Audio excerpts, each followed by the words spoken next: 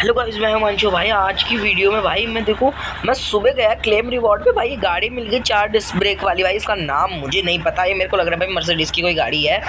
लेकिन भाई अगर आपको मिले तो भाई ले ज़रूर लेना। देखो भाई अंदर से भी ठीक ठाक ही है, लेकिन मैं फ्री में तो गधा भी मिल जाए तो क्या ही बात है। तो भाई फटाफट से गेम, अगर आपको इस गाड़ी को गेम को डाउनलोड करे हुए 1 हफ्ता हो चुका है तो भाई आपको भी क्लेम रिवॉर्ड्स मिलने चालू हो गए होंगे। क्लेम करो रिवॉर्ड्स को जाके भाई, और फटाफट से वाली गाड़ी लो। बहुत तरीके की आपको गाड़ियाँ मिल रही होंगी, गाड़ी लो। और भाई अगर आप लोग चाहते हो मैं इस गाड़ी से मिशंस करूँ, रेस करूँ, रेस के लिए तो मेरे हिसाब से नहीं है ये। अगर आप लोग चाहते हो मैं करूँ, लाइक सब्सक्राइब कर देना, वीडियो आ जाएगी भाई। जल्दी से लाइक सब्सक्राइब करो, वीडियो बंद करके कर लो भाई फटाफट से जल्दी से।